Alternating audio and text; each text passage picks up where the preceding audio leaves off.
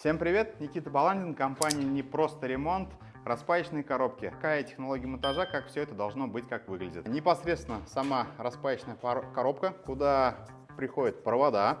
Далее это разделяется, получается, на фазу 0, заземление. Происходит в дальнейшем скрутка проводов.